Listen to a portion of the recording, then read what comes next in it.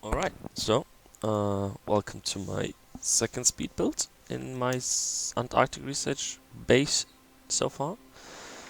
And again, thanks for tuning in. And today I will start building a common, well, I think I'll actually finish it, a common Warthog enclosure.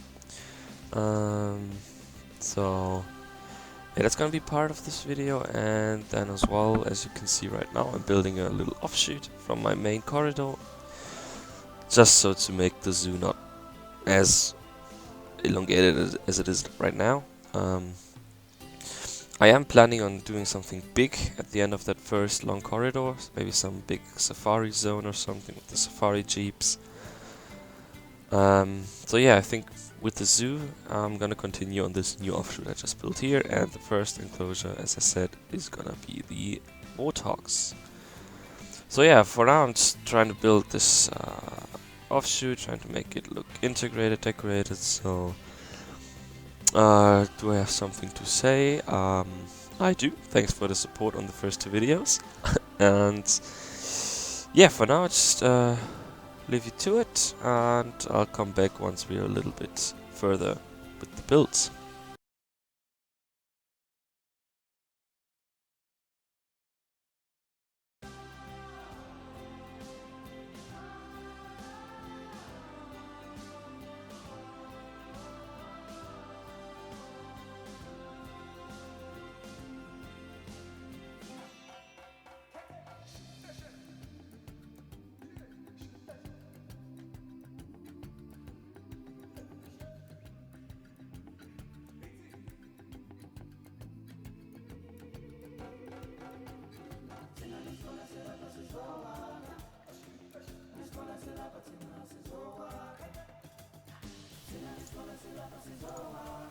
Okay, so as you can see, I started building in this open space in between that crossroad, or that T-junction, so to say. Um, Usually with stuff like this, I don't decide right away which animal I'm gonna use. First, I'll just build the basic layout, basic outline to get a grasp of the size of the enclosure. So I'm actually also gonna build a barrier first, and then I can see how many square meters it is. Then I'll check that with the Zoopedia, and then grab something that fits there. Like that doesn't need too much room, or that can use a lot of room, depending on how big the habitat actually is gotten. Okay, so yeah, as of now, at this point of the video, I still don't know what I'm gonna put in there. I'm just trying to build a cool looking habitat first, and then later I decided to put in the Warthogs. And I am sorry for my voice today. I guess I got a little cold. No corona, don't be scared. And yeah, so I'm sorry for that, but I think in the next episode it's gonna be gone again. I sometimes have it during this time, I have allergies, so yeah, nothing you can do about allergies really. Okay, so yeah, here you see me trying to fix some clipping problems. Actually, I didn't fix it entirely in the end, which sucked, but yeah, whatever. Yeah, for now I'm just doing some more decorating, making it look a bit more appealing, and yeah, so yeah, I think now I'm building the barrier, and then I'll decide to get the Warthog. So I'll get back to you once I'm a bit further in my habitat. See you then.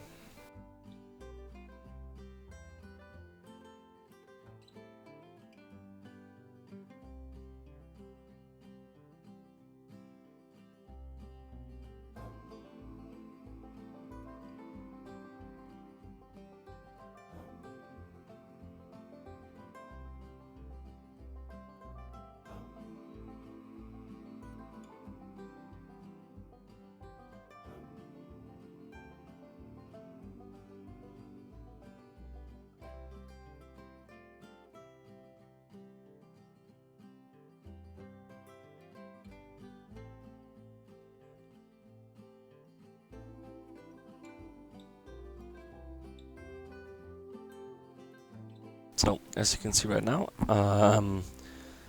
excuse me, I actually decided to go with a hilly kind of look, try to get this, like, because its base itself was pretty boring, not much you can do. It's not that high, so you can't build big mountains or something. It's not that wide, so you can't really build an underground cave system that well. So I just decided to go with some small mounds, some small hills, and that one cave in the middle. And yeah, interestingly, I put enrichment before foliage. I usually never do that, but I guess you learn something new every time. Okay, so yeah, now I think once I've done all that enrichment stuff, coming to my most favorite part, foliage. You see, the problem with builds like these, you can't fit like 70% of the plants or the trees, to say, because they're all just way too big. They just don't fit in this type of habitat. So, but luckily, and that is a really good thing about Planet Zoo and Planet Coaster as well. You have trees in different sizes, so same type of tree in 3 different sizes, so you can most of the time fit a certain type of tree in your habitat. Yeah, so I decided for the grassland look here, which was pretty good given the size of this habitat. Usually with bigger habitats I always have a problem, especially with the grassland or also the tropical biome, to fill it up so it looks good and it doesn't have any empty spaces. Here I managed that pretty well, because of course the area is smaller, so you don't have to fill that much open space. So yeah, in the end I really like that habitat. In general, I really like building habitats for the common warthogs. They're easy to please, you can do a lot with small space, and I mean, they're pigs. Cute little piggies, what more would you want? Yeah, again, my struggle with the heaters turned out pretty well. I mean, if there's some places still freeze, that's fine. They can just walk 1 meter in there in a place again where it's warm enough for them. Okay, so I think that's basically the habitat done. So for now I'm doing some zoo managing. Some more fixing up around the place. So yeah, I'll come back if something new starts, something bigger.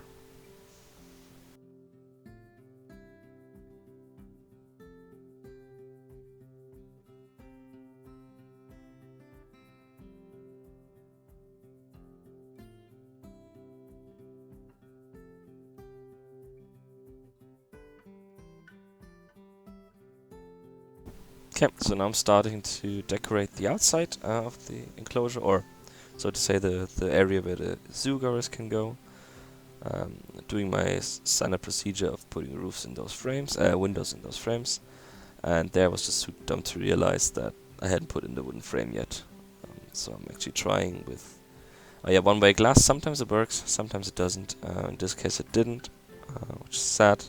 Strangely for the artworks it worked, even though the frame was just as close to the path as this one, or the barrier, but I don't know, sometimes I just don't get this game, I gotta say honestly. Yeah, so here I decide to, in the end, because I'm always looking for some new ideas to hide my conservation education boards, so I always try to think about new ideas here. What you saw right now was my famous wall of fame, my Twitch stream. So everybody who comments gets a plaque on that wall, and also an animal named after them. What more would you want? So yeah, as you can see here, trying to do something with those education boards.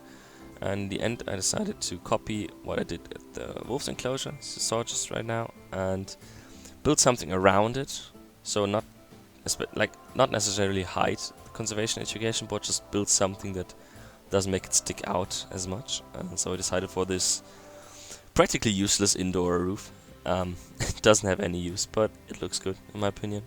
So that's what I went for. I'm doing some wooden framing there. I really like that look. I also realized that when I was building my wolf habitat and built that there, I know something just looks right with that type of decoration. I don't know. Maybe it's the color of the wood in contrast to the glass or something. I don't know. It's turned out pretty good. So yeah, you can watch that. You can see me struggling with those beams for a while because it was too dumb to realize I could just turn them. So see you later.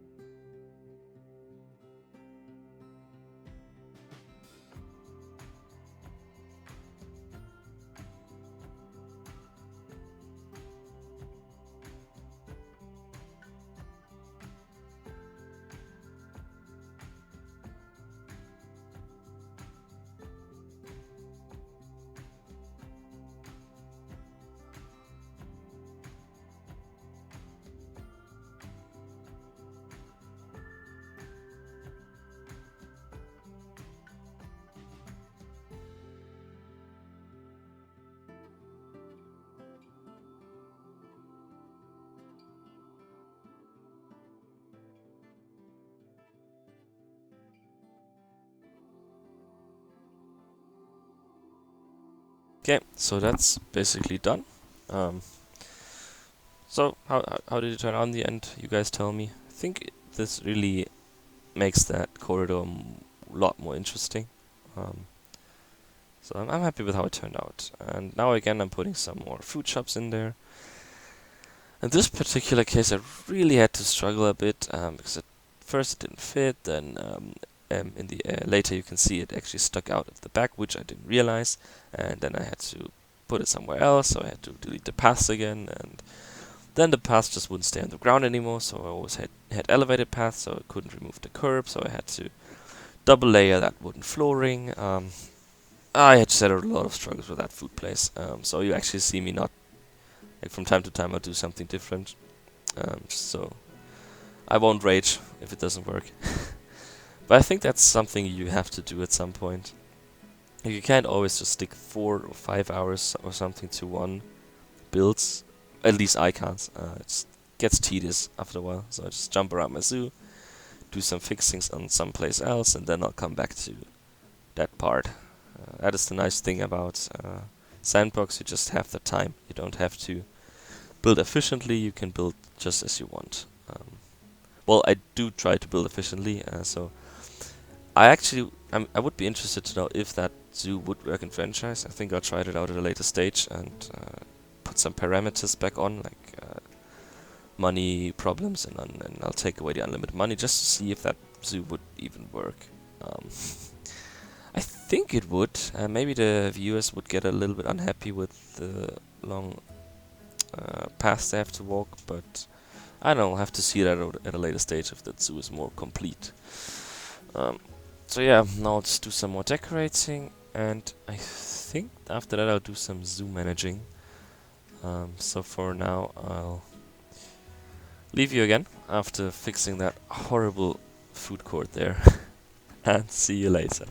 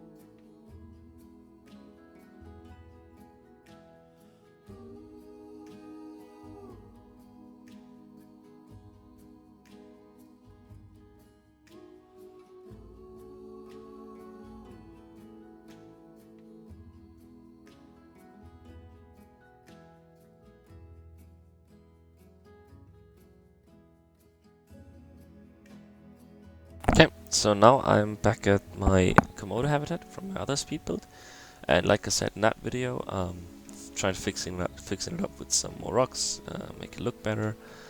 It turned out better, definitely. I'm way more happy with how it turned out than how it was before. Wasn't much, just placing some rocks, making that top of the cave accessible, and I think that's also pretty much it for the video. So yeah, again, thanks for watching, and I'll leave you to it for the last few seconds, and I hope I'll see you again in my next videos that are coming. Bye!